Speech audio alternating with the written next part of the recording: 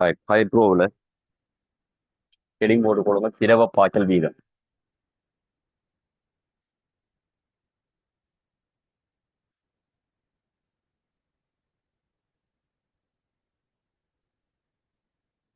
திரவ பாய்ச்சல் வீதம் பிரகெட்டுக்கு போட்டுக்கொள்ளலாம் கியூ என்ற மாதிரி. திரவ பாய்ச்சல் வீதம் பிரகெட்டுக்கு போட்டுக்கொள் கியூ.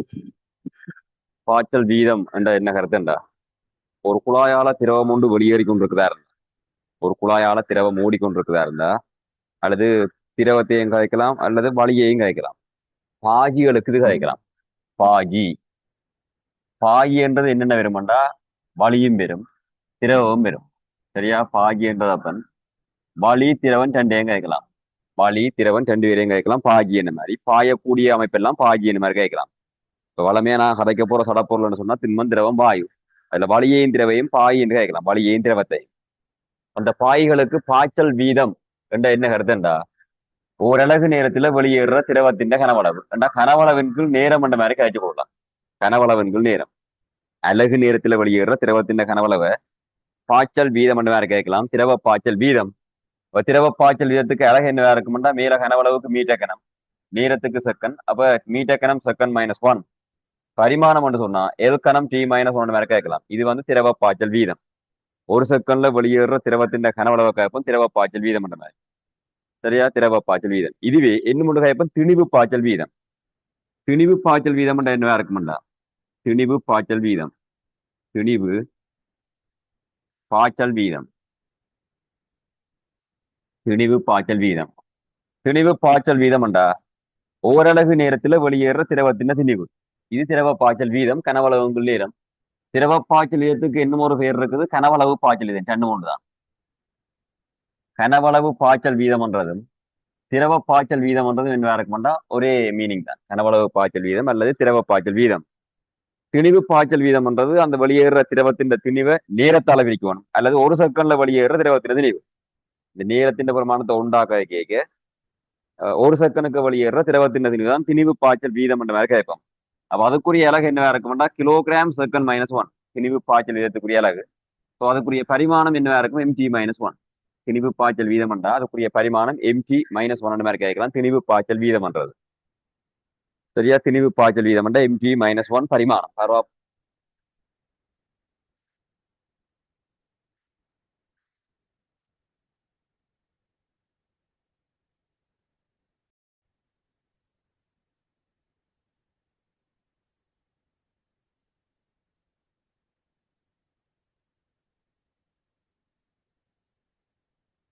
ரைட். இப்ப ஒரு குறுக்குவெட்டு பெறக்கூடிய குழாயால குறுக்குவெட்டு பெறக்கூடிய குழாயால ஒரு திரவம் ஒன்று V வேகத்துல பாய்ஞ்சு கொண்டிருக்கிறதா இருந்தா, குறுக்குவெட்டு பெறக்கூடிய குழாய் கூடாக திரவம் ஒன்று பாயுது. திரவத்தின் வேகம் எடுத்துக்கொள்வோம் V. இந்த திரவத்தின் வேகத்தை நான் எடுத்துக்கொள்றேன் V என்ன மாதிரி. V வேகத்துல திரவம் பாய்ஞ்சு கொண்டிருந்தா, V மீட்டர்/செகண்ட் வேகத்துல திரவம் பாய்ஞ்சு கொண்டிருந்தா, இந்த குழாயினூடான திரவ பாய்ச்சல் வீதம் என்ன பிரமாணம் போடலாம்டா, குறுக்குவெட்டு பிறப்பையும் வேகத்தையும் வச்சு நான் T=0 இந்த குழாயின் முனையை அவதானிச்சா, ஒரு செகண்ட் முடிவுல எவ்வளவு தூரம் இந்த திரவம் போகும்னு பார்த்தா, ஒரு செகண்ட் முடிவுல போற தூரம் தான் என்னவா இருக்கும்டா அவற்ற வேகம். அப்போ ஒரு செகண்ட் முடிவுல இந்த குழாயை விட்டு வெளியேறின திரவத்தின் தூரம் எவ்வளவா இருக்கும், V மீட்டரா இருக்கும். ஒரு செகண்ட் முடிவுல இந்த வெளியேற திரவத்தின் நீளம் என்னவா இருக்கும்டா, V மீட்டர். அப்ப ஒரு செகண்ட்ல எவ்வளவு திரவம் வெளியேறுதோ அந்த பிரமாணம் தான் ஒரு செகண்ட்ல வெளியேற கனவளவு. திரவ பாய்ச்சல் வீதம் என்றாப்பா இதை ஒன்றன் எடுப்பியா இருந்தா ஒரு செகண்டுக்கு எவ்வளவு கனவளவு வெளி வந்திருக்குமோ அந்த பிரமாணம் தான் திரவ பாய்ச்சல் வீதம். இதை ஒன்றா அடுத்த V இந்த பிரமாணம் தான் Q. எந்த ஒரு பிரமாணத்துக்குள்ளேயும் ஒன்று இருக்குன்னு யோசிக்கலாம். நேரத்தின் பிரமாணம் ஒன்றாட கேட்க வெளியேற திரவத்தினாலதான் திரவ பாய்ச்சல் வீதம். அப்ப அலகு நேரத்துல வெளியேறன்னு சொல்றது அந்த எஸ்ஐ அலகுல ஒரு அலகா இருந்தா எஸ்ஐ அலகுல ஒன்றண்ட பிரமாணமா இருக்கேக்கு என்ன கனவளவு வந்த பிரமாணம் தான் திரவ பாய்ச்சல் வீதம். அப்ப ஒரு செகண்டுக்கு வெளியேற திரவத்தின் கனவளவு தான் பார்க்கணும். அலகு நேரத்தில் ஏற்பட்ட இடப்பெயர்ச்சி தான் வேகம் என்று கேட்பா. என்ன மீனிங், ஒரு செகண்டுக்கு போற இடப்பெயர்ச்சி வேகம் என்று காய்ச்சி கொள்வோம். அப்போ ஒரு செகண்டுக்கு இந்த குழாய் இந்த குறுக்குவெட்டு பிறப்பு இந்த இடத்தை வெளியில இருந்து வந்து இந்த இடத்தை வெளிவார கனவளவு பார்க்கணும். இந்த குறுக்குவெட்டு பிறப்பு வெளியில இருந்து வந்து இந்த குறுக்குவெட்டு பிறப்பில இருந்து வெளியில வந்த கனவளவு ஒரு செகண்டுக்கு வர கனவளவு.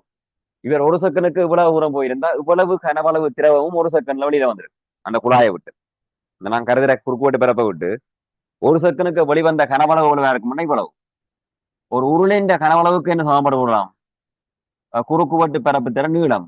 அப்ப இந்த கனவளவுக்கு என்ன விடலாம்னா குறுக்குவெட்டு பரப்பு ஏ, ஒரு செகனுக்கு வந்த நீளம் தான் வி. அப்ப ஏவி என்ற மாதிரி போடலாம். அவர் ஏ என்ற குறுக்குவெட்டு பரப்புடைய குழாயால வி வேகத்துல திரவம் பாஞ்சு கொண்டிருக்கிறதா இருந்தா அந்த குழாயினூடான திரவ பாய்ச்சல் வீதம் என்ன இருக்கும்னா குறுக்குவெட்டு பரப்பு தர வேகம் என்ற மாதிரி கேட்கலாம்.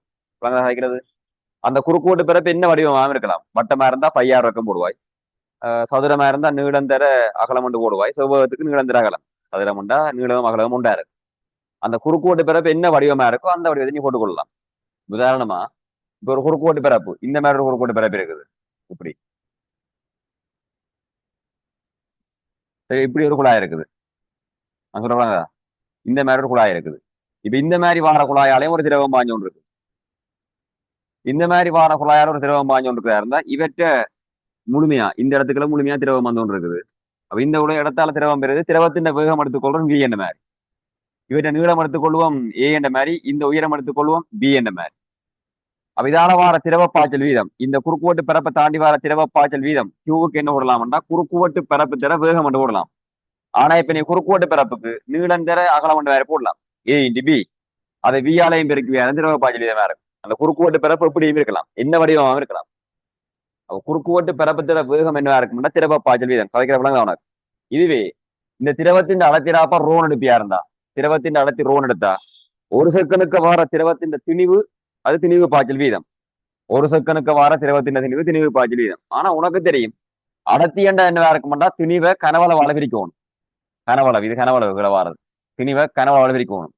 அப்ப திணிவு என்ற என்ன இருக்கும்டா கனவளவை அடர்த்தியால பெருக்குவியா இருந்தா திணிவு. அப்போ ஒரு செகண்ட்ல வார கனவளவு அடர்த்தியால பெருக்கினா திணிவு பாய்ச்சல் வீதம். ஒரு செகனுக்கு வார கனவளவு என்ற பெருமானம் தான் எவ்வளவு? ஏவி. ஏவி என்ற பெருக்கம் ஒரு செகண்ட்ல வர கனவளவு. அப்போ ஒரு செகனுக்கு வார கனவளவு ஏவியே அடர்த்தியால பிரிக்கினா ஒரு செகனுக்கு வார திணிவு வரும். ஒரு செகனுக்கு வார திணிவு தான் என்ன இருக்கும்னா திணிவு பாய்ச்சல் வீதமா இருக்கு. அப்ப ஏ குறுக்குவெட்டு பெறக்கூடிய குழாயால் பி வேகத்துல திரவம் போய்க்க திரவத்தின் அடுத்து ரோவா இருந்தா அந்த குழாயினூடான திணிவு பாய்ச்சல் வீதம் என்னவா இருக்கும்னா ஏ வி ரோ. திரவ பாய்ச்சல் வீதம் என்னவா இருக்கும்? ஏ இண்டிவியா இருக்கு. திரவ பாய்ச்சல் வீதம் சொன்னா ஏ இண்டிவியா இருக்கும். குழந்தைகளாக ஒரு நோட் பண்ணி கொள்ளுவாய். இதே நேரம் இதுல ஒரு அகலமான குறுக்குவெட்டு பெறக்கூடிய குழாய் இருக்குது. சரியா? இதுல ஒரு அகலமான குறுக்குவெட்டு பெறக்கூடிய குழாய் இருக்குது. இந்த குழாய் இங்க குறுக்குவெட்டு பிறப்பு குறைஞ்ச குழாயா மாறும். அகலமான குறுக்குவெட்டு பெறக்கூடிய குழாய் இங்க குறுக்குவெட்டு பிறப்பு குறைஞ்ச குழாயா மாறிக்கொண்டிருக்குது. நாளுக்குன்னு ஒரு திரவம் இந்த அகலமான குறுக்குவெட்டு பெறக்கூடிய குழாயிலிருந்து ஒடுக்கமான குறுக்குவெட்டு பெறக்கூடிய குழாயை நோக்கி பாஞ்சு கொண்டிருக்குது. இங்க இருக்கிற குறுக்குவெட்டு பிறப்பு A2, இங்க இருக்கிற குறுக்குவெட்டு பிறப்பு A1. இங்க இருக்கிற திரவத்தின் வேகத்தை V1 என்ற மாதிரியும் இவத்துல பாயிர திரவத்தின் வேகத்தை எடுத்துக்கொள்வோம் V2 என்ற மாதிரியும் எடுப்போம். ஆகிறது குறுக்குவெட்டு பிறப்பு A1 இடத்துல திரவத்தின் வேகம் V1, A2 இடத்துல திரவத்தின் வேகம் V2 அடுத்தா இந்த அகலமான குறுக்குவெட்டு பிறப்பு இருக்கிற இடத்துல பாய்ச்சல் வீதம் என்ன இருக்கும்னு கேட்டா என்ன சொல்லுவாய்? குறுக்குவெட்டு பிறப்பு தர வேகம் என்ற மாதிரி சொல்லுவாய். அப்ப A1 V1. அதே நேரம் இங்க இருக்கிற பாய்ச்சல் வீதம் என்ன சொல்லுவாய்? குறுக்குவெட்டு பிறப்பு தர வேகம் சொல்லுவாய். அப்ப A2 இன்டு V2 சொல்லுவாய். குறுக்குவெட்டு பிறப்பு தர வேகம் திரவ பாய்ச்சல் வீதம் A2 இன்டு V2. ஆனா திரவ பாய்ச்சல் வீதம் என்றது அந்த பெரிய குழாயில ஒரு செகனுக்கு வெளியேற திரவத்தின் கனவளவும் சின்ன குழாயில ஒரு செகனுக்கு வெளியேற திரவத்தின் கனவளவும் என்ன இருந்திருக்க வேணும்? ஒரே அளவா தான் இருக்கும். ஏன்னா திரவம் நெருக்கப்படாத திரவம், நசிபடாத திரவமா இருக்கே அந்த திரவத்தின் கனவளவு கூடையும் இல்லாது குறையும் இல்லாது. ஏன்னா வெளியில இருந்து ஒரு திரவம் இறையிலாது, உள்ள இருக்கிற திரவம் வெளியில போயிடான்னு சொன்னா இதுக்கால ஒரு செகனுக்கு எவ்வளவு கனவளவு வருதோ இதுலையும் ஒரு செகனுக்கு அவ்வளவு கனவளவு வெளியேறியாகும். இதுலையும் அப்ப எவ்வளவு திரவம் அங்க நுழைஞ்சு கொண்டு இருக்குதோ அவ்வளவு திரவம் இங்க வெளியேறி கொண்டு இருக்கும். அப்ப ஒரு செகனுக்கு வார கனவளவும் ஒரு செகனுக்கு வெளியேற கனவளவும் வேற இருக்கும். அவன் ஒரு செகனுக்கு வார கனவளவு தான் ஏவி என்று கிடைக்கிறான். அப்ப இங்க இருக்கிற ஒரு செகனுக்கு கனவளவும் இங்க இருக்கிற ஒரு செகனுக்கு வெளியேற கனவளவும் சமனா இருந்தா இங்க இருக்கிற A1 B1 பெருக்கம்ன்றது இங்க இருக்கிற A1 B1 பெருக்கம் இதுல இருக்கிற A2 V2 பெருக்கத்துக்கு என்ன இருக்கும்னா சமனா இருக்கும். இந்த சமன்பாட்டை தான் கதைப்போம் தொடர்ச்சி இயற்ற சமன்பாடு மாதிரி. எப்படி கேட்கிறது? தொடர்ச்சி இயற்ற சமன்பாடு A1 B1 சமன் A2 V2 சொல்றது தொடர்ச்சி இயற்ற சமன்பாடு. சரியா? கேட்போம் தொடர்ச்சி இயற்ற சமன்பாடு A1 B1 சமன் A2 இன்டு V2 கேட்கலாம். தொடர்ச்சி இயற்ற சமன்பாடு அதாவது ஒரு குழாயால திரவம் பாஞ்சு கொண்டு கேட்க குறுக்குவெட்டு பரப்பு தர வேகம் என்ற பெருக்கம் என்னவா இருக்கும்? ஒரு மாறிலியா இருக்கு. குறுக்குவெட்டு பரப்பு தர வேகம் என்ற பெருக்கம் ஒரு மாறிலி என்றா குறுக்குவெட்டு பரப்பு கூடின இடத்துல வேகத்தின் பெருமானம் அப்ப என்ன இருக்கும்னா குறைவா இருக்கு. ஏவி பெருக்கம் மாறா இருந்தா ஒன்று கூடினா மற்றது குறையும். அப்ப குறுக்குவெட்டு பரப்பு கூடவா இருந்தா வேகம் கூடவா இருக்கும். குறுக்குவெட்டு பரப்பு கூடவா இருந்தா வேகம் கூடவா இருக்கும். இப்ப நீ சொல்லுவா V1 பெருமானமா V2 பெருமானமா கூடவா இருக்கும். அந்த போட்ட படத்துல V1க்குரிய பெருமானமா V2 பெருமானமா கூடவா இருக்கும்னு சொல்லுவா. எது V1 V2 கூட குறுக்குவெட்டு பிறப்பு A2 தான் குறைவா இருந்தா A1லும் பார்க்க A2 பிரமாணம் குறைவா இருக்கு, கண்ணால பார்க்க விளங்குது. ஆகவே V1லும் பார்க்க V2 கூடவா இருக்கணும். பாய்ச்சல் வீதம் மாறாம இருக்கணுமா இருந்தா குறுக்குவெட்டு பிறப்பு குறைஞ்ச இடத்துல எப்ப பாயின் வேகம் கூடவா இருக்கணும். திரவமா இருந்தாலும் வழியா இருந்தான் குறுக்குவெட்டு பிறப்பு குறைஞ்ச இடத்துல அந்த திரவத்தின் வேகம் என்னவா இருக்கும் கூடவா இருக்கும். ஒரு கன்வெர்ட் பண்ணுவா உலகத்தை.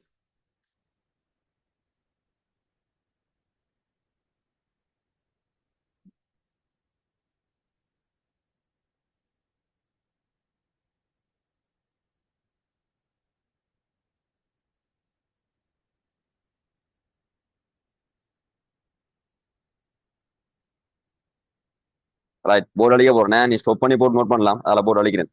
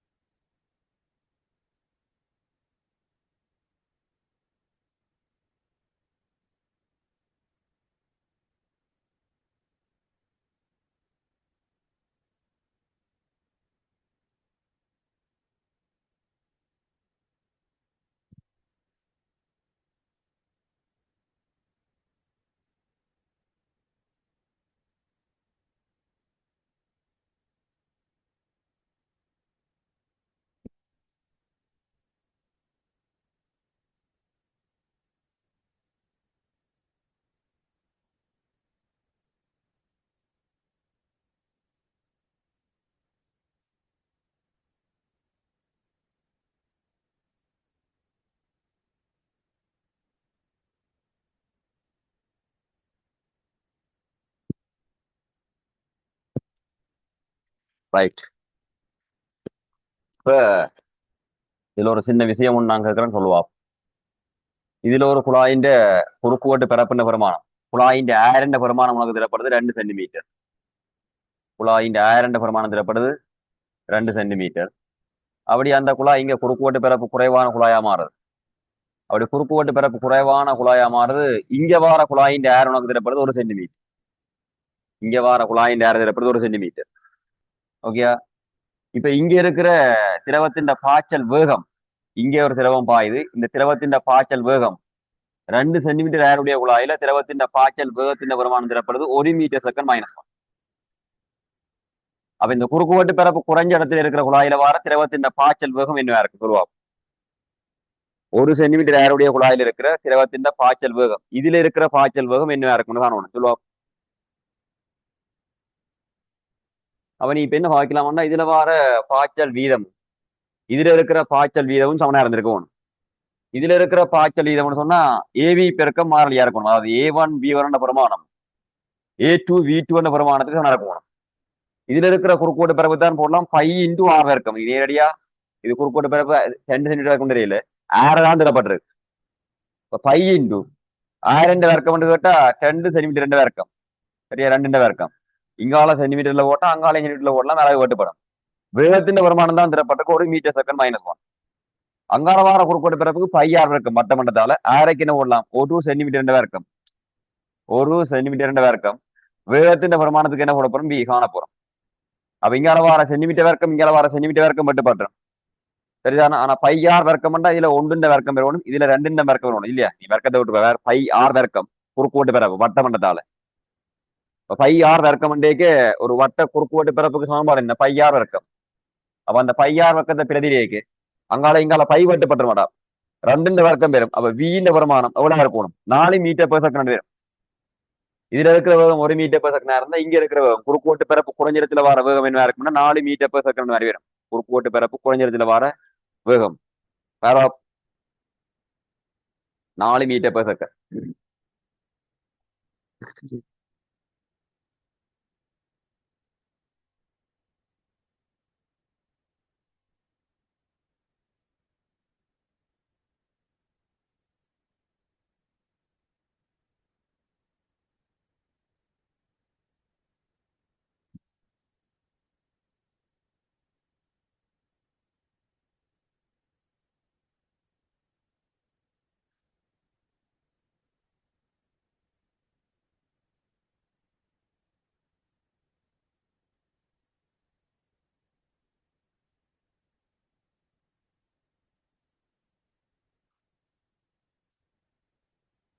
ரைட். இதுல ஒரு குழாயில இருந்து, அதாவது வந்து ஒரு டேப்ல இருந்து தண்ணி வழியுது. இந்த வாயில வெளியேற திரவத்தின் வேகம் திரப்பட்டிருக்கு வி. இந்த குழாயின் வாயில இருந்து வெளியேற திரவத்தின் வேகம் திரப்பட்டிருக்கு வி. ஒரு எச் ஆழத்துல வார இந்த குழாயின் அருவியின் குறுக்குவெட்டு பிறப்பின் பிரமாணம் எவ்வளவு வந்து வைக்கப்படுது.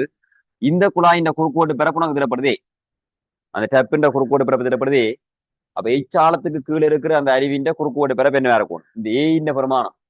ஏ டேஷ் போட்டா ஏ டேஷ் பிரமாணம் என்ன இருக்கணும், ஒரு எச் ஆழத்துல வார இந்த அருவியின் இந்த கீழே வேற வேற அருவி ஒடுங்கி கொண்டு வரும் அவங்க டேப்ல இருந்து வழியேக்கு. அப்ப ஒடுங்கி கொண்டு வர போதா இருந்தா இந்த அடியில எச் ஆழத்துல வார அருவியின் குறுக்குவெட்டு பிறப்பின் பிரமாணம் எவ்வளவு வேண்ட மாதிரி நீ காணணும். வாயில இருந்து வெளியேற திரவத்தின் வேகந்திரப்பட்டிருக்கு வி. காண்பா ஒலாண்ட மாதிரி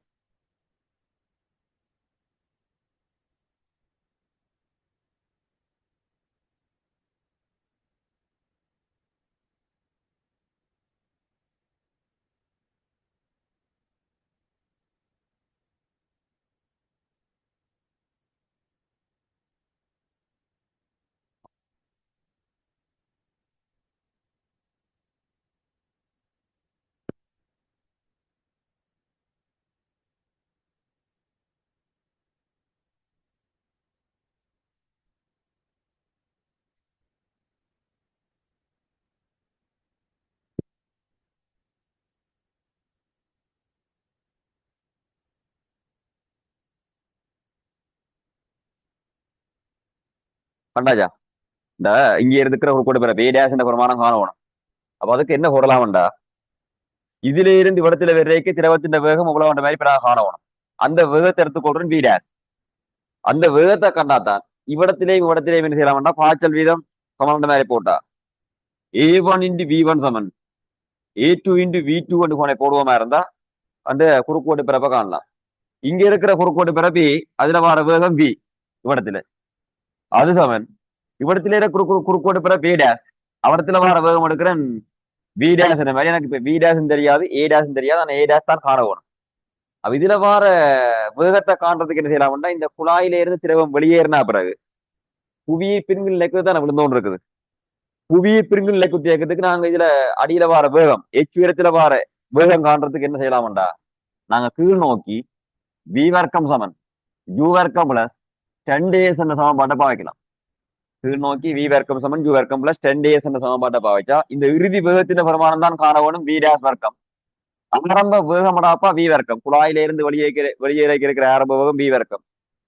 கீழ் நோக்கிய சமன்பாட்டை போடுறதால இதுல பிளஸ் வரும். 2 இன்டு புவியீர் பரப்புகள் G, ஆழம் வந்து H. சோ V டேஷுக்குரிய பிரமாணம் என்ன வரும்னு சொல்லுவாங்க, அவ்வளவு ரூட்டுக்கு வரும். V வர்க்கம் பிளஸ் 2GH அவ்வளவு பிரமாணம் ரூட்டுக்கு வரும். இது V டேஷ். இப்ப இந்த V டேஷ் பிரமாணம் தெரியும். அப்ப இங்க A டேஷ் தான் காண வேணும். சோ A டேஷ் பிரமாணம் என்னவா இருக்கும்னு கேட்டா, AV இன் கீழ் V டேஷ் என்ன மாதிரி கொண்டே பிரிச்சிருக்க வேணும். அந்த V டேஷுக்குரிய பிரமாணம் தான் ரூட்டுக்கு வரும். V வர்க்கம் பிளஸ் 2GH AV இன் கீழ் ரூட்டுக்கு வரணும். V வர்க்கம் பிளஸ் 2GH வரணும். அந்த அடியில வர குறுக்கோட்டு பிறப்பு நோட் பண்ணுவா. இந்த குழாயின் H ஆழத்துல வர குறுக்கோட்டு பிறப்பின் பிரமாணம்.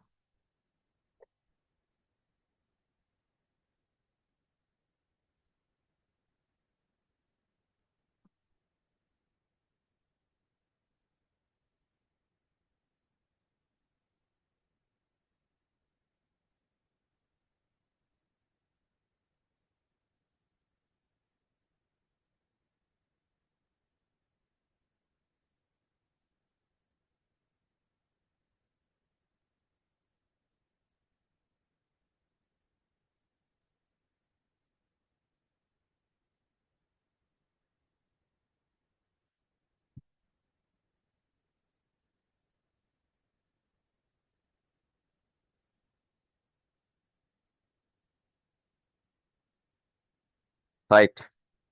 அதுல ஒரு பெரிய குறுக்குவெட்டு பெறக்கூடிய குழாய், ஒரு பெரிய குறுக்குவெட்டு பெறக்கூடிய குழாய், இங்க ஒரு சின்ன குறுக்குவெட்டு பெறக்கூடிய குழாயா எத்தனை குழாயா மொத்தமா பிரிஞ்சிருக்கண்டா, 18 குழாயா பிரிஞ்சிருக்குது. சின்ன குறுக்குவெட்டு பெறக்கூடிய குழாயா மொத்தமா எத்தனை குழாய்களா பிரிஞ்சிருக்கேன், நான் கொஞ்சம் தான் நான் குறி வச்சிருக்கிறேன். ஆனா 18 குழாயா மொத்தமா பிரியுது. பெரும்பாலும் குருதி மேத்துல குழாய்கள் எல்லாம் இந்த மாதிரி தான் கிளச்சு கிளச்சு போய் பிரியுது. ஒரு குறிப்பிட்ட ஒரு குழாய் போய் நிறைய குழாயா பிரிவடைஞ்சு போய் அங்கால போய் சேர்ந்து போகக்கூடிய மாதிரி இருக்கும் குருதி உடம்புல இருக்கிற. ஒரு நாளுக்கு 18 சின்ன சின்ன குழாயா பிரியுது. இங்க இருக்கிற குழாயின் குறுக்கோட்டு பரப்பு தேவைப்படுது 1 சென்டிமீட்டர் வரைக்கும். இங்க இருக்கிற ஒரு குழாயின் குறுக்கோட்டு பரப்பின வருமானம் தேவைப்படுது 0,4 சென்டிமீட்டர் வரைக்கும் ஒரு குழாயின் குறுக்கோட்டு பரப்பு. இதுல பாயிர குருதியின் வேகம் தரப்பட்டிருக்குது V1. இதுல ஒரு குழாயில பாயிர குருதியின் வேகம் தரப்பட்டிருக்கு V2. இப்ப நீ காண வேண்டியது V1 over V2 என்ற விகிதம் எவ்வளவு என்ற மாதிரி காணணும். சரிவா? V1 over V2 என்ற பெருமானம் எவ்வளவு என்ற மாதிரி நீ காணணும். காணுடுவா V1 V2 என்ற விகிதம்.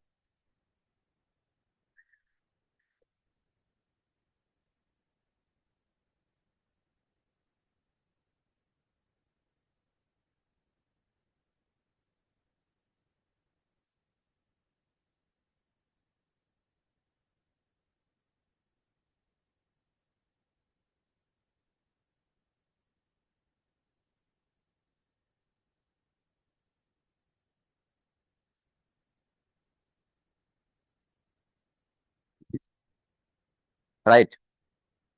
இப்ப இதுல இருக்கிற பாய்ச்சல் வீதம் என்ன போடலாம்னா A1 into V1. இதுல ஒரு குழாயில் இருக்கிற பாய்ச்சல் வீதத்துக்கு என்ன போடலாம்னா A2 into V2. அதை நீ 18ஆலையும் பெருக்கினா தான் மொத்த பாய்ச்சல் வீதத்துக்கு சமம் இருக்கும். A1 into V1க்கு என்ன போடலாம்னா 1 சென்டிமீட்டர் வர்க்கம் குறுக்கோட்டு பிறப்பு அதுல வர வேகம் V1 போடுவோம். A2க்கு என்ன போடுவாங்க 4 சென்டிமீட்டர் வர்க்கம் அவலத்துல வர வேகம் V2 போடுவோம். குழாய்கள் எண்ணிக்கை 18ஆலையும் பெருக்குவோம். சென்டிமீட்டர் வர்க்கம் அங்கால இங்கால வெட்டுப்பட்டுரும். ஸோ V1 V2 என்ற பெருமானம் எவ்வளவு பெறணும்? V2 கீழெடுப்பியா இருந்தா 0,4 பெருக்குவாய். இப்ப இருக்கினா எவ்வளவு விரும்புண்டா 7.2 வரும். பேரோ 7.2 என்ற வீதம் வரை வரும். 7.2. ரைட். இப்ப திரவ பாய்ச்சல் வீதத்துக்கான சமன்பாடு AV என்ற மாதிரியும் திணிவு பாய்ச்சல் வீதத்துக்கான சமன்பாடு AV ரோ என்ற மாதிரியும் அதோட சம்பந்தப்பட்ட 2 கேள்வி செய்தேன். ரைட். இப்ப ஒரு குழாயால ஒரு திரவம் அறிவு கோட்டு பாய்ச்சல் இருக்கிறதா இருந்தா ஒரு குழாயால ஒரு திரவம் அறிவு கோட்டு பாய்ச்சல்ல பாஞ்சு கொண்டு இருக்கிறதா இருந்தா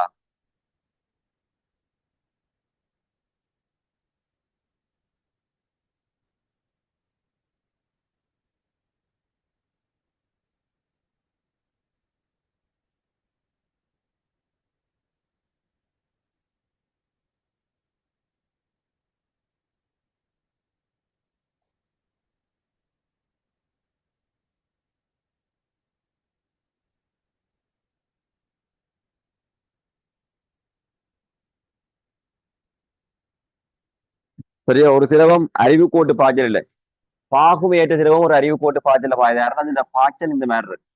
பாகுமை அற்ற திரவம்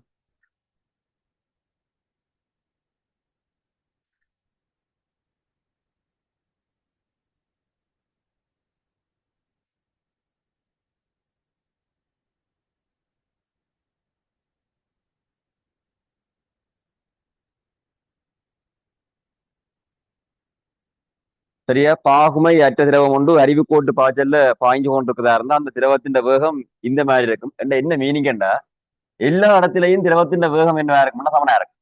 எல்லா இடத்திலையும் அந்த திரவத்தின் பாய்ச்சல் வழியே அந்த திரவத்தின் பாய்ச்சல் லைன் வழியே எல்லா இடத்திலையும் திரவத்தின் வேகம் ஒரே பெருமானமா இருக்கும். வித்தியாசமா இருக்காது. சரியா? ஒரே வேகமா இருக்கும். இதுவே இந்த திரவத்துக்கு பாகுமை இருக்கிற இடமா இருந்தா பாகுமை உடைய திரவம் பாகுமை உடைய திரவம் அறிவு கோட்டு பாய்ச்சல்ல பாஞ்சு கொண்டிருக்கிறதா இருந்தா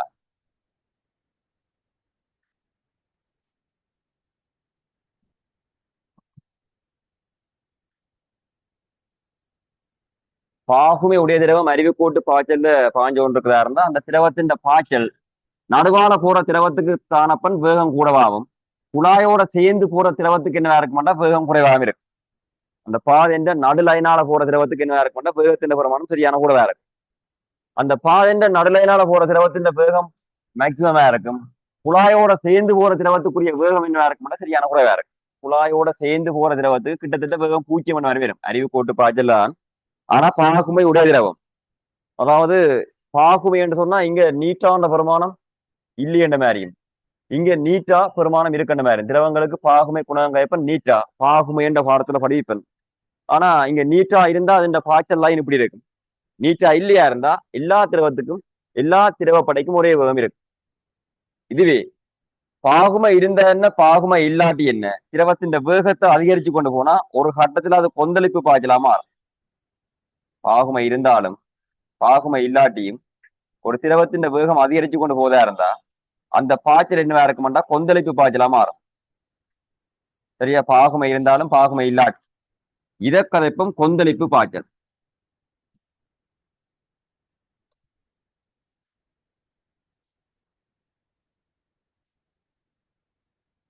சரியா? கொந்தளிப்பு பாய்ச்சல். கொந்தளிப்பு பாய்ச்சல்ண்டா என்ன மீனிங் என்றா, இங்க திரவத்தின் ஒரு லைனால போற திரவத்தை இன்னொரு லைனால போற திரவம் டிஸ்டர்ப் பண்ணாது, குறுக்கிடாது. இங்கேயும் அப்படித்தான். அறிவுக்கோட்டு பாய்ச்சலடா அதான் விளக்கம். ஒரு லைனால போற திரவம் அந்த லைன் வழியே போய்கொண்டிருக்கும். இங்கேயும் ஒரு லைனால போற திரவம் அந்த லைன்லயே போய்கொண்டிருக்கும். ஆனா அறிவுக்கோட்டு பாய்ச்சல் அப்ப பாகமே இருக்கே, குழாயின் நடுப்பகுதியில போற திரவத்துக்கு வேகம் கூடவா இருக்கும், குழாய்க்கு அந்த ஓரங்கள்ல போற திரவங்களுக்கு வேகம் கூடவா இருக்கும். இதுவே பாகுமை இல்லை என்று சொன்னா எல்லா திரவத்துக்கும் ஒரே வேகம் இருக்கு. பாகுமை இருந்தா என்ன, பாகுமை இல்லாட்டி என்ன, அந்த திரவத்தின் வேகம் கூட்டப்படையே அது கொந்தளிப்பு பாய்ச்சலா மாறும். கொந்தளிப்பு பாய்ச்சல் சொன்னா இந்த மாதிரி இருக்கு கொந்தளிப்பு பாய்ச்சல். ரைட்? இப்ப ஹெடிங் போட்டுக்கொள் பேர்னலியின் தேற்றம்.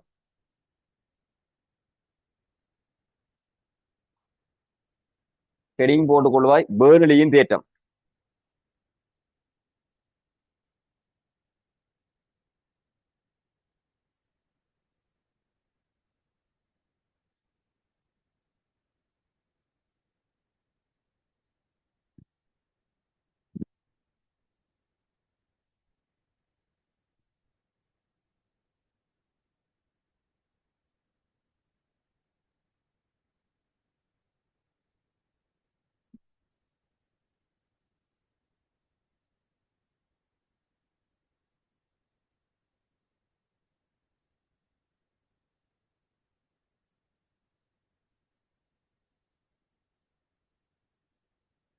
பேர்னலியின் தேற்றம். பேர்னலியின் தேற்றம் பாகிகளுக்கு பாவிக்கலாம்.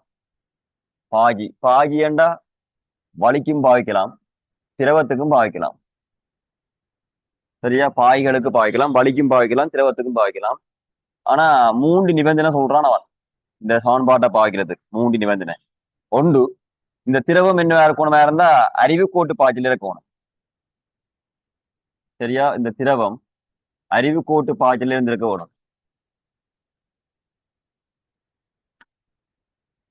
அறிவுக்கோட்டு பாய்ச்சல் இருக்கிற திரவங்களுக்கு, நெருக்கும் தகவற்ற திரவங்களுக்கு, நெருக்கும் தகவற்ற திரவம், நெருக்கும் தகவற்ற திரவங்களுக்கு, அதே நேரம் பாகுமையற்ற திரவங்களுக்கு, பாகுமை அற்ற திரவங்கள், பாகுமையற்ற திரவங்களுக்கு அந்த திரவங்கள் இயங்கி கொண்டிருக்கிறதா இருந்தா அல்லது வழி வந்து இயங்கி கொண்டிருக்கிறதா இருந்தா அந்த இயங்குற திரவங்களுக்கு அந்த இயங்குற புள்ளிகள்ல இருக்கிற எந்த ரெண்டு புள்ளியில இருக்கிற இந்த மூன்று கணியங்களுடைய கூட்டுத்தொகையும் மாறிலி என்றதான் பேர்னலி என்ற விஞ்ஞானம் இருக்கிறார். என்னென்ன கணியம்னா அவன் பி பிளஸ் ஹாஃப் ரோவி வர்க்கம் பிளஸ் ரோ ஜிஹெச் இவ்வளவு கூட்டுத்தொகையும் என்னவா இருக்குமெண்டா மாறிலியாத்தான் இருக்குமென்ற மாதிரி பேர்னலி கண்டிக்கிறார். இந்த நிபந்தனைகள் இருக்குமா இருந்தா ஒரு திரவத்தில திரவம் இயங்கி கொண்டிருக்கிறா இருந்தா, திரவம் இல்ல பாஜி, வலியும் பெறலாம் திரவம் பெறலாம், ஒரு பாஜி இயங்கி கொண்டிருக்கிறா இருந்தா அந்த பாயில இருக்கிற இந்த மூன்று கணியங்களையும் கூட்டுவமா இருந்தா எந்த புள்ளிலையும் ஒரே பெருமானமாத்தான் இருக்கும் என்று சொல்லப்படுது. அந்த பாயில இருக்கிற மூன்று கணியத்தையும் கூட்டுவமா இருந்தா எந்த புள்ளிலையும் அந்த பெருமானம் கூட்டுத்தொகை மாறாது. வேறனமா ஒரு புள்ளில வார கூட்டுத்தொகை 100 பேருதா இருந்தா இன்னொரு புள்ளில அந்த மூண்டையும் எடுத்து கூட்டினாலும் 100 தான் பெறும் ஒட்டுமொத்த பெருமானம். பி பிளஸ் காஃப் ரோய் வர்க்கம் பிளஸ் ஓஜிஹெச் அவ்வளோத்தின் கூட்டுத்தொகை பெருமானம் ஒரே பெருமானம் தான் பெறும் எந்த புள்ளி எடுத்து கூட்டினாலும். இந்த மூன்றுமே என்னவா இருக்கும்னா அலகு கனப்பளவு சக்தி, அதாவது சக்தி காப்பு விதியை வச்சுக்கொண்டுதான் இந்த தேற்றமே அவன் நிறுவி எடுத்தவன் பேர்னலி என்ற விஞ்ஞானி. அதனால இதை கேட்போம் பேர்னலியின் தேற்றம். பேர்னலியின் தேற்றம் சக்தி காப்பு விதியை வச்சுதான் உருவாக்கப்பட்டது. இந்த மூன்று கணியங்கள்ன்ற கூட்டுத்தொகையும் இயங்குற திரவங்கள் இல்ல, இந்த மூன்று கணியங்கள்ன்ற கூட்டுத்தொகையும் ஒரு மாறிலியா இருக்கு. ஒன்று கூடினா ஒன்று கூடையும், ஆனா ஒட்டுமொத்த கூட்டுத்தொகை மாறாது. மூன்று தண்டை கூட்டுத்தொகை இந்த மூன்றுமே ஒரு சக்தி. என்ன சக்தி என்றா அலகு கனவளவு சக்தி. திரவங்களுக்கு கதை கேட்க அலகு கனவளவுக்கான சக்தி நம்ம தான் கற்றுக்கொள்ளுவோம். அதுல இது அலகு கனவளவு அமுக்க சக்தி, இது அலகு கனவளவு இயக்க சக்தி. இயக்கத்தால திரவத்தின் வேகத்தால வாரது. இது அலகு கனவளவு நிலை பண்பு சக்தின்னு மாதிரி கேட்கலாம். திரவத்தின் உயரம் காரணமா வாரது. சரியா? இந்த மூன்று சக்தியின் கூட்டுத்தொகை ஒரு மாறிலியா இருக்கும் எந்த புள்ளி எடுத்தாலும். ஆனா அந்த திரவத்துக்கு இந்த மூன்று நிபந்தனை இருக்கணும். அறிவு கோட்டு பாய்ச்சலாம் இருக்கணும், நெருக்கும் தகவற்றதாக இருக்கணும், பாகுமேற்ற திரவமாக இருக்கணும். இந்த மாதிரி நிபந்தனை இருந்தா இந்த மூன்று கணியங்களை கூட்டுவமா இருந்தா எந்த புள்ளியும் அந்த கூட்டுத்தொகை வருமானம் மாறாது என்றதான் வேர்னலி என்ற விஞ்ஞானம் நடிக்கிறான். ரைட்? அதுல இந்த ஒவ்வொரு உறுப்பும் உனக்கு தெரிஞ்சிருக்க வேணும். சொல்லிட்டு நினைக்கின்றவே அலைய கனவளவு அமுக்க சக்தி, அலைய கனவளவு இயக்க சக்தி, அலைய கனவளவு நிலைப்பண்பு சக்தி. அதுலயும் அதுல வர ஒவ்வொரு உறுப்பும் என்னென்னு கேட்டா ஒவ்வொரு உறுப்பண்டா ஒரு உறுப்பண்டா இது பி ஒரு உறுப்பு, காப் ரோ வி வர்க்கம் ஒரு உறுப்பு, ரோ ஜிஹெச் ஒரு உறுப்பு. அவ பி என்றா என்ன, காப் ரோ வி வர்க்கம் என்ன, ரோ ஜிஹெச் என்னன்னு தெளிவா தெரிஞ்சிருக்கும். அதே நேரம் ஒவ்வொரு கணியங்களும் என்னென்னு கேட்டா பி என்றா அமுக்கம், ரோ என்றா அந்த திரவத்தின் அடர்த்தி, வி என்றா அந்த திரவத்தின் வேகம், ஜி புவியீர்ப்பு பரம்புகள், எச் என்றது பூச்சிய சக்தி மட்டத்தில் இருந்தான உயரம் எச் என்றது. அதுல வர ஒவ்வொரு உறுப்பும் என்னன்னு தெரிய வேணும். ஒவ்வொரு உறுப்பு அதுல பி என்றது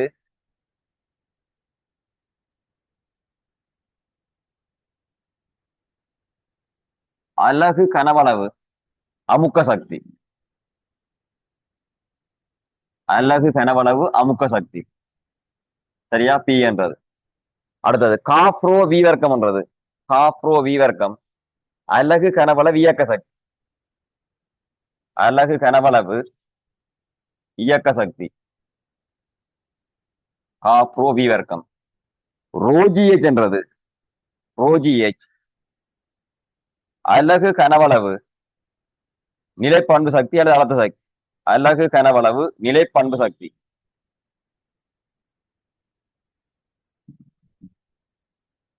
ரோஜிஎச் என்றது அலகு கனவளவு நிலைப்பண்பு சக்தி. ரோஜிஎச் நோட் பண்ணுவாங்களே, அலகு கனவளவு நிலைப்பண்பு சக்தி.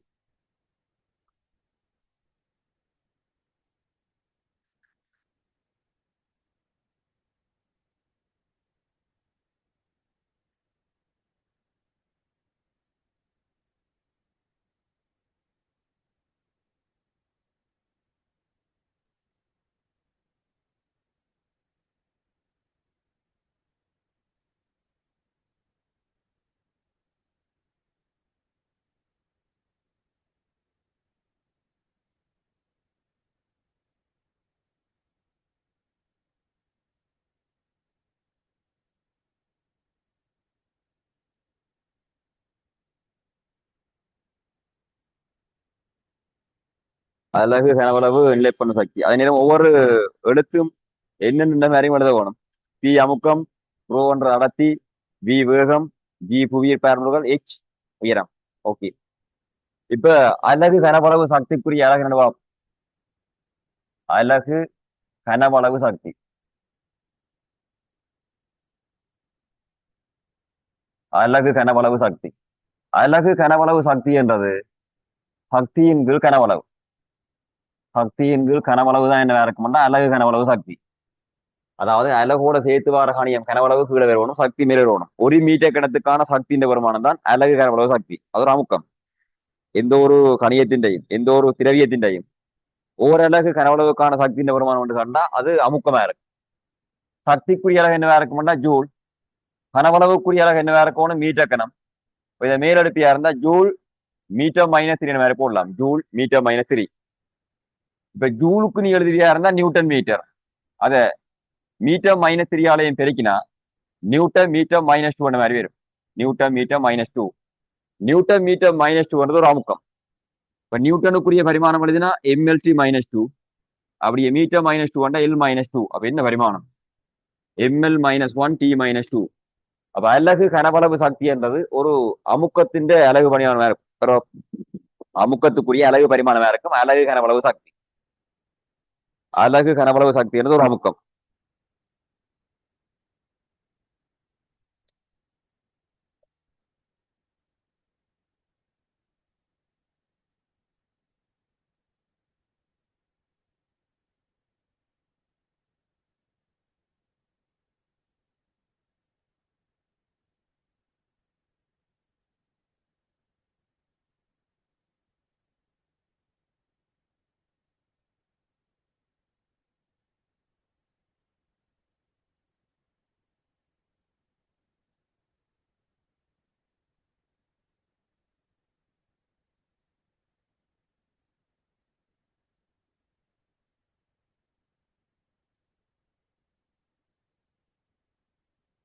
ஒரு குழாயால இந்த மாதிரி திரவம் கொண்டு பாஞ்சு கொண்டு இருக்குது.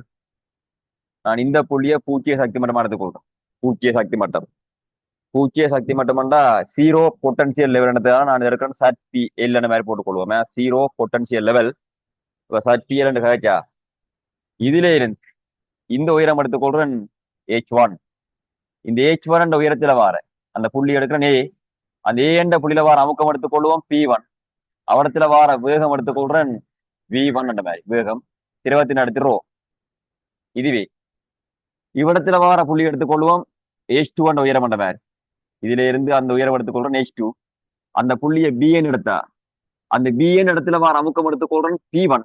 அவடத்துல வார வேகம் எடுத்துக்கொள்வோம் V2 என்ற மாதிரி அமுக்கம் P2 வேகம் எடுத்துக்கொள்றேன் V2.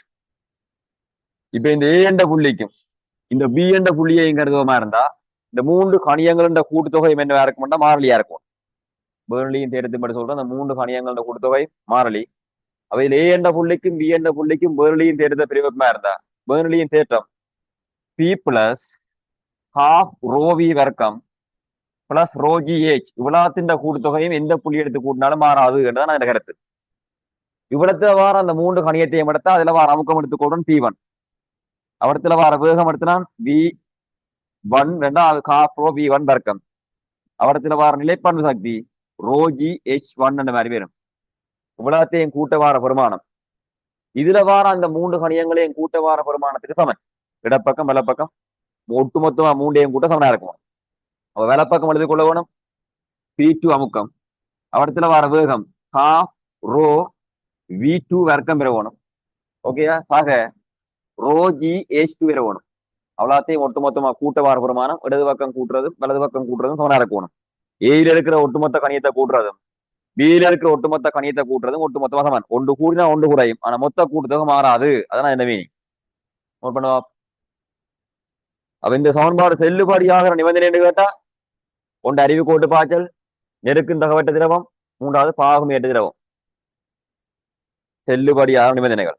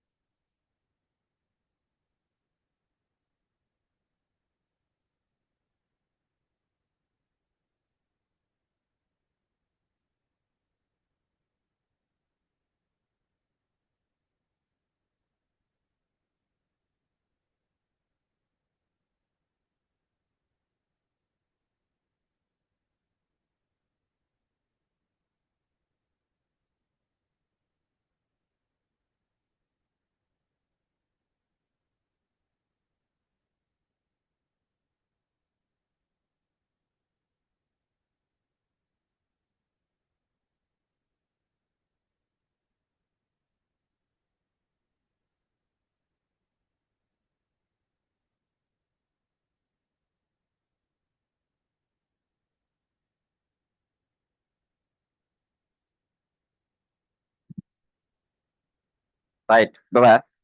இந்த சமன்பாடு பரிமாண முறைப்படி சரியானது என்று நிறுவனமா இருந்தா பரிமாண முறைப்படி சரியானது என்று காட்டுவனமா இருந்தா P பிளஸ் ஹாஃப் ரோவி வர்க்கம் பிளஸ் ரோஜி H அவ்வளோ கூட்டுத்தொகை மாறலி. இது பரிமாண முறைப்படி சரி என்று காட்டுவனமா இருந்தா உனக்கு தெரியும் அலகு பரிமாணம் அதாவது பரிமாணம் சமனான கணியங்களை தான் என்ன செய்யலாம் கூட்டலாம் அல்லது கழிக்கலாம். ஆனா இதையும் பெருக்கலாம் பிரிக்கலாம். கூட்டவோ கழிக்கவோ வேணுமா இருந்தா ஒரே பரிமாணம் இருக்கிற கணியங்களை தான் கூட்டலாம் கழிக்கலாம். ஆனா இதையும் என்ன செய்யலாம் பெருக்கலாம் பிரிக்கலாம். அப்ப இந்த பி என்ற கணியத்தோட காப்ரோ விவர்க்கம் கூட்டுப்பட்டிருக்கிறா இருந்தா பி என்ற கணியத்துக்கும் காப்ரோ விவர்க்கத்துக்கும் பரிமாணம் சமனா இருக்கணும்.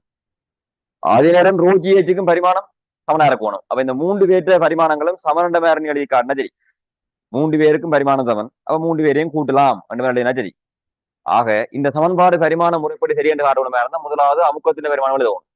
அமுக்கம் அமுக்கம் என்னவா இருக்கும்டா விசையங்கள் பரப்பு. இப்ப விசைக்குரிய பரிமாணம் MLT-2 விசைக்குரிய பரிமாணம் பரப்புக்குரிய பரிமாணம் எல் வர்க்கம். அப்ப சேர்த்தியா இருந்தா ML-1 T-2 என்ற மாதிரி வரும். ML-1 T-2 என்று வரும். அது அமுக்கத்துக்குரிய பரிமாணம். அடுத்தது காப் ரோ வி வர்க்கத்துக்குரிய பரிமாணம் எழுதி காட்டுவோம். ஹாஃப் ரோ வி வர்க்கம் ஹாஃப் ரோ வி வர்க்கத்துக்கான பரிமாணம் ரோவுக்குரிய பரிமாணம் எம்எல் -3 அடர்த்திக்கான பரிமாணம் திணிவுங்கள் கனவளவு. வேகத்துக்குரிய பரிமாணம் எல்டி -1, ஆனா முழுவதுக்கும் வர்க்கம் பெறும் பி வர்க்கம் என்றதால் இதை சுருக்குவியா இருந்தா அதே பரிமாணம் எம்எல் -1 டி -2 அந்த மாதிரி வரும். எம்எல் -1 இதுல எல் வர்க்கம் பெறும். எல் வர்க்கத்தையும் எல் -3 சேர்த்தா எல் -1 வரும். ரெண்டால -1 பெருக்கினா டி -2 வரும். அப்ப எம்எல் -1 டி -2 வரும். காப் ரோ வி வர்க்கத்துக்குரிய பரிமாணம். அதே மாதிரி அப்ப ரோ ஜி ஹெச் பரிமாணத்தையும் எழுதி பாரு. ரோ ஜி ஹெச்சுக்கான பரிமாணம் ரோ ஜி ஹெச்சுக்கான பரிமாணம் ரோவுக்கான பரிமாணம் எம்எல் -3 ரோவுக்கான பரிமாணம் ஜிக்குரிய பரிமாணம் எல்டி -2 ஹெச்சுக்குரிய பரிமாணம் எல். இதே முழுமையாச்சு எல்லும் எல்லும் எல் வர்க்கம் எல் -3 சேப்பியா இருந்தா எம்எல் -1 வரும். அப்ப எம்எல் -1 டி -2 அதுக்கான பரிமாணம் எம்எல் -1 டி -2 ரோஜி ஹெச்சுக்கான பரிமாணம். ஸோ ஒட்டுமொத்தமா எல்லா கணியத்துக்கும் பரிமாணம் சமன்றதால இந்த சமன்பாடு பரிமாண முறைப்படி சரியானது என்ற மாதிரி நீங்க எழுதிக் கொள்ளலாம். சரியா? பரிமாணங்கள் சமனாகுவதால் சமன்பாடு பரிமாண முறைப்படி சரியானது. சமன்பாடு பரிமாண முறைப்படி திருத்தமானது.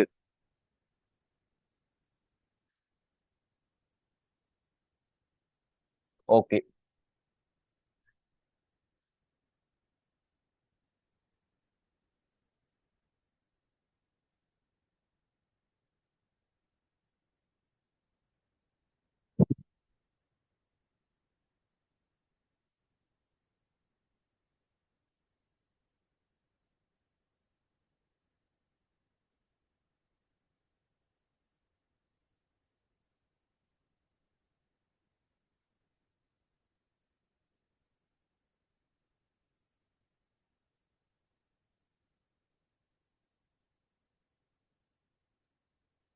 ஒரு பாத்திரத்துல ரோ வடத்திரிய திரவம் வெற்றி இடத்துக்கு இருக்குது.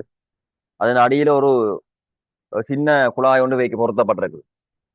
இவற்றை குறுக்கோடு பெறப்படுகிற A1 இவற்றை குறுக்கோடு பெறப்படுத்திக் A2 A1ஓட ஒப்புடையக்க A2 என்ற பெருமானம் மிக மிக குறைவா இருந்தா A1ஓட ஒப்புடையக்க A2 என்ற பெருமானம் மிக மிக குறைவா இருக்குது என்று சிறப்படுதா இருந்தா இந்த வெளியேற திரவத்தின் வேகம் B எவ்வளவு வேண்டுமே தான் நீ இப்ப காணணும். வேர்லையும் தேர்தல் பயன்படுத்தி A1ஓட ஒப்புடையக்க A2 வந்து சரியான குறைவா இருந்தா, அதாவது A1 மிகப்பெரிய குறுக்கோடு பிறப்பாகவும் A2 மிகச்சிறிய குறுக்கோடு பிறப்பாகவும் இருந்தா இதுல வெளியேற திரவத்தின் வேகம் V எவ்வளவு வேண்ட மாதிரி காணணும்.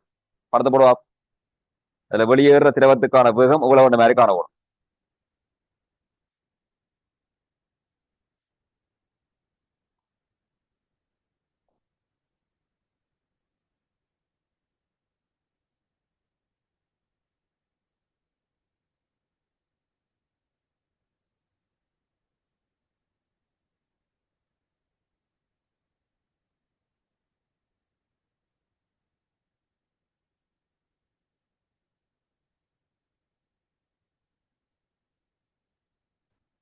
ஓகே, A1ஓட ஒப்புடையக்க A2 குறைவா இருந்தா இதுல திரவம் வெளியேறிக்க இதுல திரவத்துக்கு வந்து ஒரு கீழ் நோக்கி ஒரு வேகம் இருக்கும். அந்த வேகத்தில் இருக்கிற V டேஷ். இப்ப இதுல V தான் காணப்படும். இப்ப இந்த திரவம் தான் முழுமையா என்ன நடக்கணும்னு சொன்னா இந்த பாதையால இங்க வெளியேற வேணும். அப்ப இது முழுமையா அறிவு கோட்டு பாய்ச்சல் பாகுமேட்டு திரவம் நெருக்கு தகவட்டு திரவம் திரப்படதா இருந்தா நாங்க பேர்லியும் திரத்தை பாய்க்கலாம். சரியா? அந்த மாதிரி திரவம் அப்படி முழுமையா வந்து இங்க வெளியேறி கொண்டிருக்கிறதா இருந்தா இந்த இடத்துல இந்த புள்ளிக்கும் இந்த புள்ளிக்கு A1 இன்டு V டேஷ் என்ற பெருக்கமும் A2 இன்டு V என்ற பெருக்கமும் சமயா இருக்க வேணும். ஆனா எங்களுக்கு திறப்பட்டிருக்குது A1ஓட புள்ளிக்கு A2 என்ற பெருமானம் குறைவன் திறப்படுது. அப்ப A1 கூடவாகும் A2 குறைவாகவும் இருந்தா இங்க இது V டேஷ் கூடவாகும் V டேஷ் குறைவாகவும் V கூடவாகவும் இருக்கு. அப்ப வியோட ஒப்புடையக்க V டேஷ் இந்த பெருமானத்தை என்ன செய்யலாம்னா புறக்கணிக்கலாம்.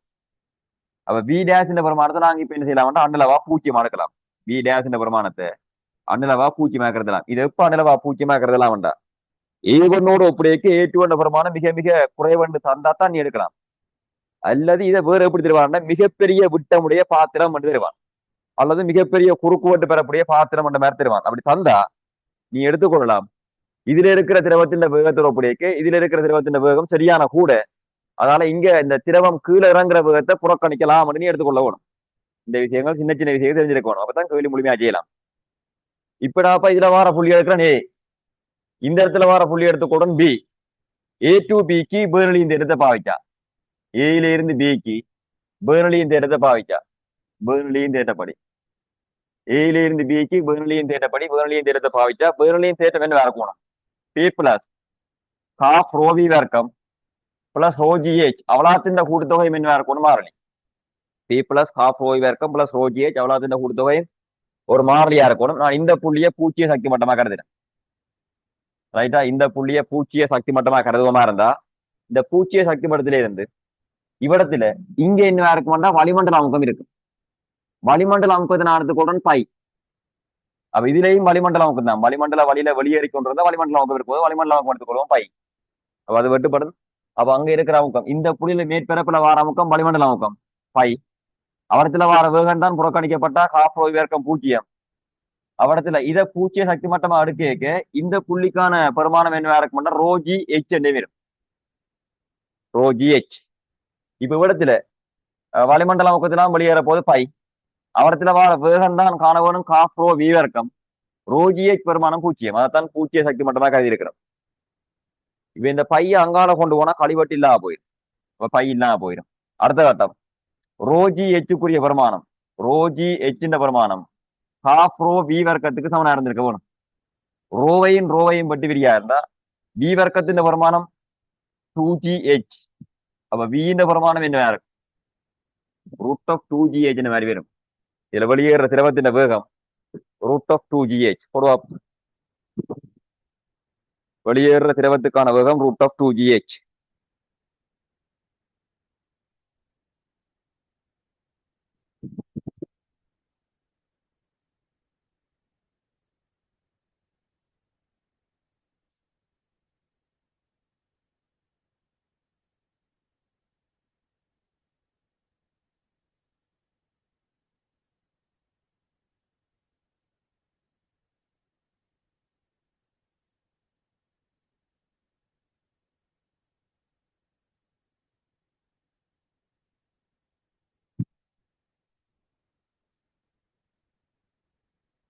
அப்ப இந்த குழாயில இருந்து வெளியேற திரவ பாய்ச்சல் வீதம் இப்ப எவ்வளவு கேட்டா திரவ பாய்ச்சல் வீதம் என்று கேட்டா Q7 AV. அப்ப இதுல வர குறுக்கோட்டு பிறப்பின வருமானம் A2. அதை வேகத்தின் வருமானத்தால வரைக்கும் விட்டா திரவ பாய்ச்சல் வீதம் ரூட் ஆஃப் 2gh வரைக்கும் திரவ பாய்ச்சல் வீதம். சரியா, Q7 AV என்று போட்டா குறுக்கோட்டு பிறப்ப வேகத்தால வரைக்கிற திரவ பாய்ச்சல் வீதம். அப்ப இங்க வர திரவ பாய்ச்சல் வீதம் Q நேர்விய சமன் ரூட் ஆஃப் HR ஏன் சொல்லுவா வெளியேறி கொண்டிருக்க குறுக்கோட்டு பிறப்பு A2 மாறாது புவியீர் பரம்பு மாறாது. ஆனா H குறையும். H குறைய திரவ பாய்ச்சல் வீதம் குறையும். ஆனா Hக்கு நேர்விதமா இருக்காது ரூட் ஆஃப் இருக்கும். ரூட் ஆஃப் நேர்விதமா இருக்கும். Q நேர்விதம் ரூட் ஆஃப் H. சரியா, H பெருமானம் குறைய திரவ பாய்ச்சல் வீதமும் குறைஞ்சு போகும். அப்ப அந்த H ரூட் பெருமானத்துக்கு நேர்விதமா இருக்கும் திரவ பாய்ச்சல் வீதம். உதாரணமா இப்ப நான் எடுக்கிறேன் இங்க திரவம் வெளியேறி கொண்டிருக்கே இங்க நாங்க ஒரு திரவத்தை இந்த உயரத்தை மாத்தாம இருக்கிறதுக்கு சேர்க்கவும் உயரத்தை மாத்தாம இருக்கிறது சேர்க்கவும் எச்சீரமா திரவத்தை பேன்றதுக்காக திரவம் வெளியேற இந்த உயரத்தை பேன்றதுக்கு எச் உயரத்துக்கு பேன்றதுக்கு சேர்க்கப்பட வேண்டிய திரவம் சொல்லப்படுது Q1 மாதிரி. Q1 திரவம் சேர்க்கப்படுது எச் உயரத்துக்கு பேன்றதுக்காக நாங்க எவ்வளவு திரவத்தை மேல சேர்க்கணுமா இருந்தா என்ன வெளியேறக்கு திரவம் இறங்க பார்க்கும். திரவம் இறங்க விடாம நாங்க திரவத்தை மேல ஆட் பண்ணி கொண்டிருக்கிற மாதிரி இருந்தா எச்சின் பிரமாணத்தை மாற விடாம திரவத்தை ஆட் பண்ற மாதிரி இருந்தா Q விதத்துல திரவத்தை சேர்க்கிறோம். என்ன மீனிங் இங்க Q1 விதத்துல திரவம் வெளியேறி இருக்குது. Q1 விதத்துல திரவம் வெளியேறினா தான் நாங்க Q1 விதத்துல திரவம் சேர்க்கப்படவும். சரியா, இப்ப ஒண்ணு கேட்கப்படுது h/2 உயரத்துக்கு திரவத்தை இந்த உயரத்தை மாறாம போனமா இருந்தா பேணவனமா இருந்தா எவ்வளவு வீதம் திரவத்தை சேர்க்கணும்னு கேட்கப்படுது சொல்லுவா. h உயரத்துக்கு திரவத்தின் உயரத்தை மாறாம போன்றதுக்கு Q விதத்துல திரவம் சேர்க்கப்பட வேண்டியிருக்கிறா இருந்தா h/2 உயரத்துக்கு மாறாம பண்றதுக்கு என்ன விதத்துல திரவத்தை சேர்க்க வேண்டியிருக்கு.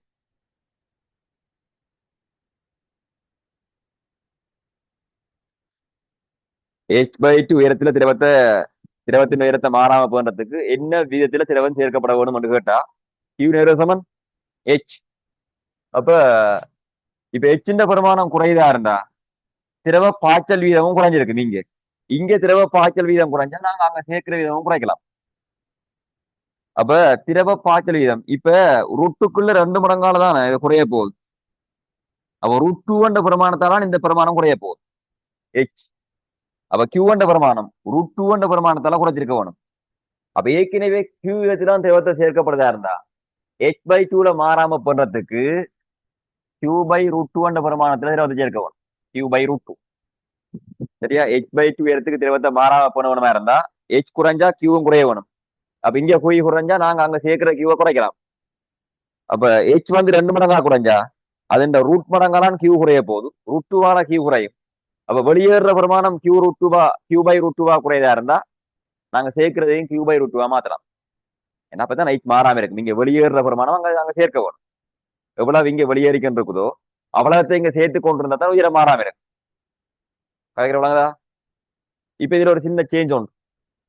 இந்த குறுக்குவெட்டு பரப்போட ஒப்படைக்கு இந்த குறுக்குவெட்டு பரப்பை புறக்கணிக்க முடியாது என்று சொல்லப்படுதா இருந்தா A1 ஒப்படைக்கு A2 புறக்கணிக்க முடியாதுன்னு சொல்லப்படுதா இருந்தா இதுல வெளியேற திரவத்தின் வேகம் V எவ்வளவுதான் இருக்கும்? A1 A2 சார்பா சேவா. A1 ஒப்படைக்கு A2 பெருமானம் ரெண்டுமே கிட்டத்தட்ட ஒப்பிடப்படக்கூடிய மாதிரி இருந்தா A2 A1 புறக்கணிக்கலான்னு சொன்னான். வெளியேற திரவத்தின் வேகம் இதுல வெளியேற திரவத்தின் வேகம் V A1 A2 சார்பா என்ன பெருமானம் பெருமண்ட மாதிரி யோசிச்சு செய்து பார்த்து கொண்டு வா. அடுத்த கிளாஸ்ல பார்த்து கொள்வோம். செய்து கொண்டு வா. ட்ரை பண்ணி கொண்டு வா.